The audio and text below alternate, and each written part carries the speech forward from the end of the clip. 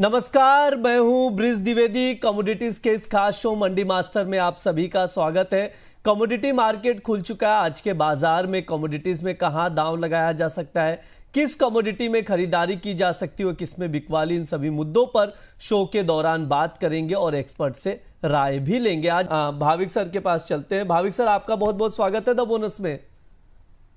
जी नमस्कार Brij ji, thank you sir, for having me. दर्शक अभी भी समझ नहीं पा रहे कि गोल्ड सिल्वर में इतनी जबरदस्त रैली देखने को मिल रही। कल भी हमने देखा, आज भी देख रहे, कीमतें रिकॉर्ड स्तर पर न्यू हाई लगातार लगा रहे। क्या प्रमुख रीजंस हैं, क्या प्रमुख कारण है जिसकी वजह से गोल्ड और सिल्वर में इतनी जबरदस्त तेजी देखने को मिल रही है? देखिए, अभी तक अगर देखें तो जो ईटीएफ इन्फ्लोज थे वो थोड़े लैग थे, और फ्राइडे को हमने देखा कि nearly 1% of the ETF inflows बढ़े हैं। जो 1% in the single day is a very big amount. और अभी अगर ओपन इंटरेस्ट भी देखें तो नियरली 266,000 है। और पहले हमने देखा था कि जहां पे गोल्ड टॉप आउट आया था तब वो 275 से 300,000 था। तो अभी भी ओपन इंटरेस्ट की जगह है, और मुझे लग रहा है कि जो ये ईटीएफ इन्फ्लोज जो इतने बढ़ रहे हैं वो गोल्ड की रैली को फ्यूल कर रहे हैं। 2025 में स्टार्टिंग में हमने देखा था कि मार्केट एक्सपेक्ट कर रहा था बस एक रेट कट और 3 रेट कट 2026 में। बट अब जिस हिसाब से यूएस के लेबर डेटा वीक आ रहे हैं, इस हिसाब से अभी लग रहा है कि एक रेट कट के बाद शायद और 2 रेट कट आ सकते हैं 2025 में, और शायद 2026 में एक या 2 रेट कट आ सकते हैं। तो आई थिंक ये एक रेट कट की एक्सपेक्टेशन, और दूसरा जो ईटीएफ इन्फ्लोज का इतना बढ़ रहा है अभी, जो बाइंग हो रही है, आई थिंक ये दो फैक्टर्स ऐसे हैं कि जिसकी वजह से गोल्ड में हम अगर देखें तो एक लेवल जो रेजिस्टेंस है वो आराम से पार कर रहा है। अभी $3,900 की आई थिंक एक्सपेक्टेशन है। वो यही क्वेश्चन है कि कब आएगा। आएगा तो जरूर से, बट आई थिंक कब आएगा वही क्वेश्चन मार्क है। तो unless and until I think कोई मेजर नेगेटिव फंडामेंटल फैक्टर्स नहीं आते, तब तक हमें लग रहा है कि ये जो तेजी है बरकरार रहेगी। भले मार्केट कह रहा है कि ओवरबॉट है, ओवर क्राउडेड है, डिस्पाइट दैट अभी भी ऐसा कोई लग नहीं रहा कि यहाँ से कोई टॉप आ रहा है। तो ओवरऑल अभी भी बेच के ना चले। इंट्राडे पोजीशन है तो इंट्राडे लॉन्ग पोजीशन ही रखिए। अगर किसी की लॉन्ग पोजिशनली है तो डेफिनेटली एक बार प्रॉफिट बुक कर सकते हैं, बट अगेन यहाँ से शॉर्ट करने की आई थिंक रिकमेंडेशन नहीं है। शॉर्ट कंप्लीटली अवॉइड करना चाहिए। शॉर्ट करने से अवॉइड करना चाहिए, यानी शॉर्ट ना करें। यहाँ पर लगातार तेजी बनी हुई है। यहाँ पर भाविक सर, मैं आपके पास आना चाहूंगा। गोल्ड सिल्वर में आज के लिए कोई ट्रेडिंग कॉल बन रहा है क्या? देखिए, ट्रेडिंग कॉल के लिए तो आई थिंक थोड़ा डेप्थ मिलता है तो ही मैं रिकमेंडेशन करूंगा। ऑलरेडी हम देख रहे हैं कि प्राइसेस जो है काफ़ी तेज जा रहा है। तो गोल्ड मिनी अक्टूबर में 1,11,750 के करीब अगर आज मिलता है तो ही ट्रेड कीजिए, और बाई का ही ट्रेड कीजिए। 1,12,500 के टारगेट के लिए, और स्टॉप लॉस रख सकते हैं 1,11,450 का। तो अगेन थोड़ी डिप मिलती है तो डेफिनेटली लॉन्ग कर सकते हैं इंट्राडे पर्पज के लिए। गोल्ड में अगर थोड़ी सी डिप मिलती है तो इंट्राडे पर्पस के लिए लॉन्ग करके चल सकते हैं। 1,11,750 पर खरीदना है। टारगेट जो रहेगा 1,12,500 का रखना है। स्टॉप लॉस 1,11,450 का लगाने की यहाँ पर सलाह दी जा रही है। भाविक सर, सिल्वर में भी कोई ट्रेडिंग कॉल बन रहा है क्या?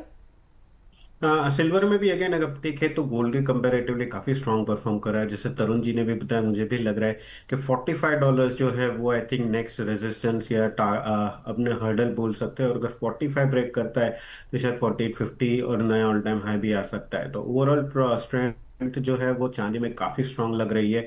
तो चांदी में भी बाय एंड डिप्स की स्ट्रेटेजी रखनी चाहिए मिनी कॉन्ट्रैक्ट नवंबर में, जहां पे 1,32,100 के करीब बाय कर सकते हैं 1,33,500 के टारगेट के लिए। और इंट्राडे स्टॉप लॉस रहेगा 1,31,600 का। जी बिल्कुल। आज सिल्वर में भी खरीदारी की सलाह दी जा रही है। 1,32,100 पर खरीदारी करके चल सकते हैं।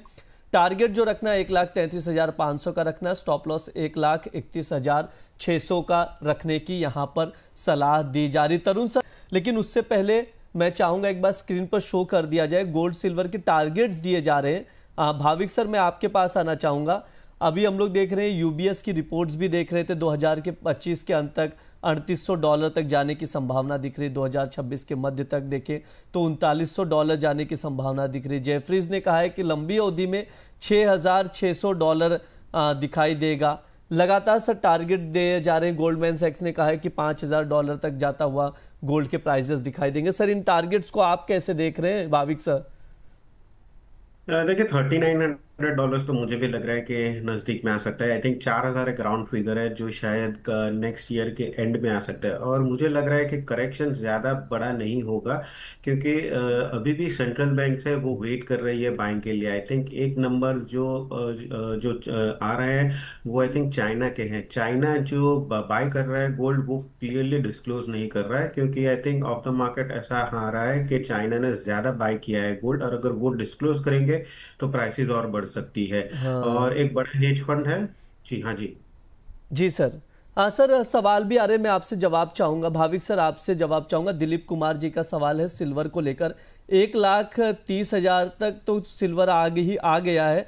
उनका कहना है कि अगर करेक्शन जो आप बता रहे हो अगर आता भी है तो कितने परसेंट का करेक्शन की उम्मीद दिख रही है सर?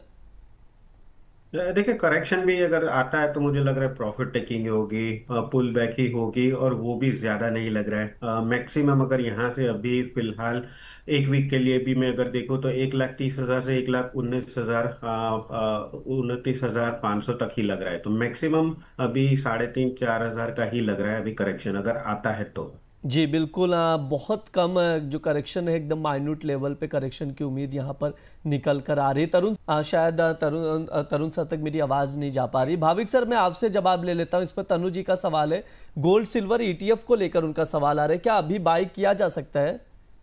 देखिए, डेफिनेटली बाय किया जा सकता है, और मैं बोलूंगा कि जैसे अगर आप एसआईपी करते हो म्यूचुअल फंड में, वही आपको करना चाहिए ईटीएफ में भी। यहाँ पे लंप सम इन्वेस्ट नहीं करना चाहिए, बट एवरी 2 मंथ्स आप जो भी प्राइस अभी भी बाय कर रहे हो वो एसआईपी करके बाय कर सकते हो, जिसकी वजह से अगर प्राइस नीचे भी आती है तो एवरेज आ सकती है, और आगे 5 साल में अगर देखेंगे तो आपको अच्छा खासा रिटर्न ये ईटीएफ में मिलेगा।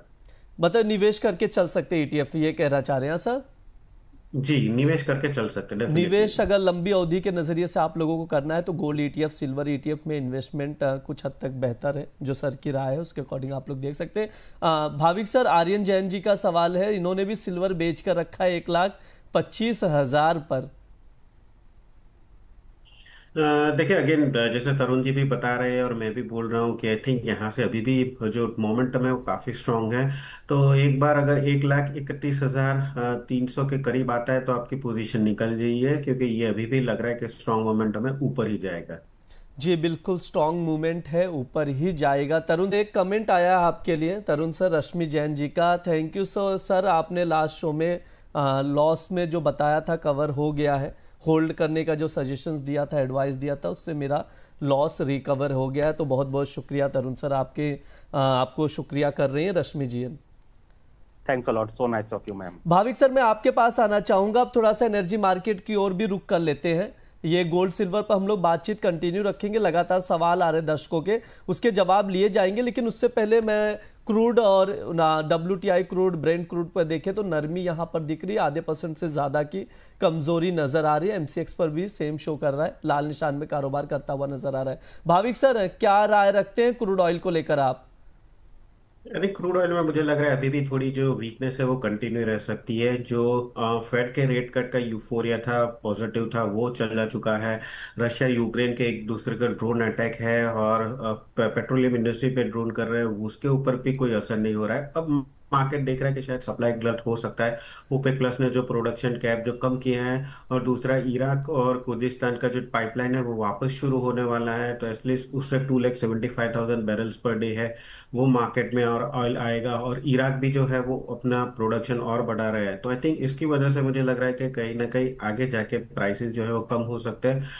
सितंबर से दिसंबर अगर क्रूड की हम डिमांड भी देखें तो हिस्टोरिकली कम ही रहती है। तो ये सारे फैक्टर्स की वजह से लग रहा है कि क्रूड अभी भी थोड़ा करेक्शन आ सकता है। मे भी अगर हम नाइमेक्स में देखें तो और यहाँ से $1 से $1.5 नीचे आ सकता है। तो ओवरऑल सेल करके ही चलना चाहिए, मुझे नहीं लग रहा है अभी बड़ी तेजी देखने को मिल सकती है। तो I think sell on rise की रणनीति रखनी चाहिए। सेल ऑन राइस की रणनीति रख सकते हैं क्रूड ऑयल में, ये सर की राय से। कोई ट्रेडिंग कॉल बन रहा है क्या आज के लिए? अक्टूबर कॉन्ट्रैक्ट में अगर थोड़ा भी हाई मिलता है 55-40 के करीब, तो 54-60 के टारगेट के लिए शॉर्ट कर सकते हैं। 5600 का इंट्राडे स्टॉप लॉस रहेगा। बिल्कुल, सेल ऑन राइस की स्ट्रैटेजी बनाकर चल सकते हैं। भाविक सर आपकी क्या राय रहेगी नेचुरल गैस को लेकर? क्या कोई ट्रेडिंग कॉल बन रहा है क्या ट्रेडर्स के लिए? जी जरूर सर, जैसे तरुण जी ने भी बताया, थिंक सेल और ड्राइव की रणनीति रखनी चाहिए, क्योंकि डिमांड जो है वो काफी वीक रहने वाली है। और अभी प्रोडक्शन देखे यूएस का तो काफी स्ट्रांग है, हरिकेन सीजन में भी कोई डिस्ट्रप्शन नहीं आई है। तो लग नहीं रहा कि अभी कोई तेजी आ सकती है। सितंबर कॉन्ट्रैक्ट में अराउंड 255 के करीब मिलता है, तो बेच के चल सकते हैं। 246 का टारगेट रख सकते हैं इंट्राडे के लिए, और 260 का स्टॉप लॉस रख सकते हैं। और मेजर मुझे लग रहा है 280 का काफी स्ट्रांग हर्डल है। नीचे अगर देखें तो 230 का सपोर्ट है।